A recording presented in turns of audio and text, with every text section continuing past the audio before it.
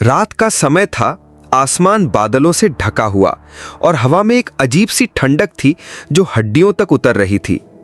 मैं और आप पुराने शहर के किनारे बने एक ढाबे में चाय पी रहे थे जब मैंने आपसे कहा, क्या तुमने कभी कोठी नंबर 46 के बारे में सुना है? आपने सिर हिलाया और मैंने धीरे धीरे बोलना शुरू किया, जैसे शब्दों के साथ ही बाहर का अंधेरा और गाढ़ा हो रहा हो। सन 1884 में जब ब्रिटिश राज का दौर था, शहर के पुराने आम के बाग के पास एक आलीशान हवेली बननी शुरू हुई। इसके मालिक राय बहादुर पृथ्वीनाथ सिंह थे। जमींदारी में उनका नाम दूर दूर तक मशहूर था। कहते हैं इस हवेली की नींव डालते समय मजदूरों को मिट्टी में से कई पुरानी मानव खोपड़ियां और हड्डियां मिली। किसी ने कहा कि यहाँ पहले कब्रिस्तान था, किसी ने कहा कि यह किसी पुराने युद्ध का मैदान था, लेकिन राय बहादुर ने इन बातों को अनसुना कर दिया। हवेली बननी शुरू हुई, लेकिन मजदूरों ने शिकायत की कि रात को कोई धीमे धीमे उनके नाम पुकारता है, जैसे कोई अंधेरे से देख रहा हो। कई मजदूर काम छोड़ गए, मगर लालच और मजबूरी बाकी को वहीं बांधे रही। 1886 में हवेली तैयार हुई। संगमरमर की फर्श, ऊंची छतें, बड़े झूमर और चारों ओर हरे भरे बाग, ये उस दौर की शान थी। लेकिन हवेली का असली इतिहास पहले ही पार्टी के दिन से बदल गया। 14 अगस्त 1886 की रात, जब अंग्रेज अफसर और शहर के रईसों के साथ जश्न चल रहा था, ऊपर से एक जोरदार चीख आई। लोग दौड़कर पहुंचे तो राय बहादुर की 19 साल की बेटी कुमुदनी अपने कमरे में मृत पड़ी थी। उसकी आंखें खुली थीं और चेहरे पर ऐसा भाव था जैसे उसने आखिरी पल में कुछ बेहद भयानक देखा हो। डॉक्टर ने इसे दिल का दौरा बताया, लेकिन नौकरानी ने दावा किया कि उसने कमरे की खिड़की से एक काले साये को कूदते देखा था। राय बहादुर ने मामला दबा दिया, लेकिन कुमुदनी का कमरा ताला लगाकर बंद कर दिया। उस कमरे से अक्सर पायल की आवाज, लोरी और कभी कभी किसी के धीमे रोने की आवाज आने लगी। 1891 में राय बहादुर अचानक लंदन चले गए।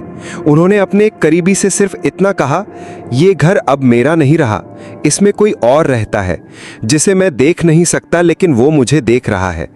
हवेली सालों खाली पड़ी रही, लेकिन लोगों ने दावा किया कि रात में इसकी खिड़कियों में एक धुंधला सा चेहरा दिखाई देता था। 1904 में ब्रिटिश सरकार ने इस हवेली को सेना के अधिकारियों के ठहरने के लिए ले लिया। पहले ही हफ्ते एक अंग्रेज कैप्टन ने शिकायत की कि रात को उसे लगता है कोई उसके बिस्तर के पास खड़ा है। 3 महीने बाद वही कैप्टन अपने कमरे में मृत पाया गया। चेहरे पर वही डर का भाव जो कुमुदनी के चेहरे पर था। फाइल में मौत का कारण हार्ट फेलियर लिखा, लेकिन सैनिकों के बीच फुसफुसाहट थी कि कुमुदनी लौट आई है। 1947 में आजादी के बाद यह हवेली सरकारी रिकॉर्ड से गायब हो गई। न कोई मालिक, न कोई किराएदार। 1963 में एक फोटोग्राफर ने यहां रात बिताने का निश्चय किया। उसकी डायरी बाद में बाग में मिली। उसमें लिखा था, आधी रात को दरवाजा अपने आप खुला।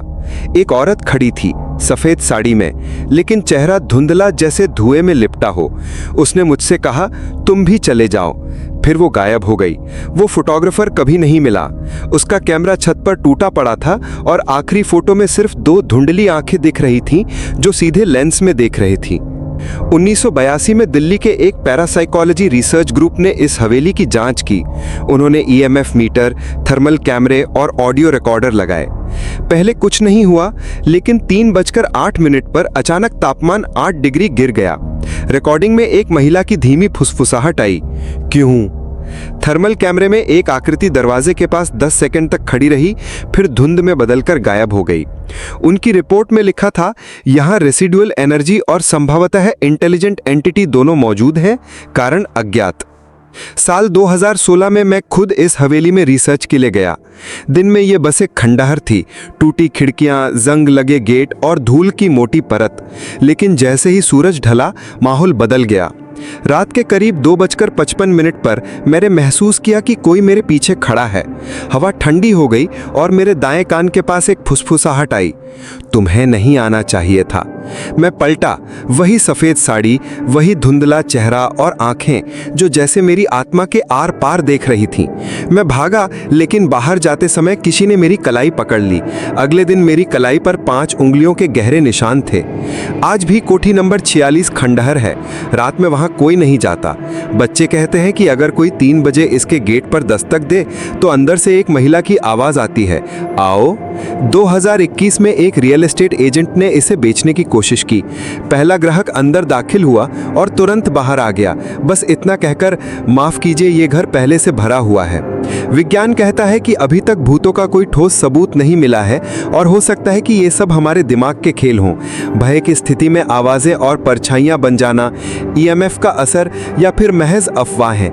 लेकिन जिनकी आंखों ने उसे देखा है, जिनके कानों ने उसकी फुसफुसाहट सुनी है, उनके लिए ये हवेली सिर्फ पत्थर और ईंट का ढांचा नहीं, बल्कि एक जीवित, सांस लेती और देखती हुई सत्ता है।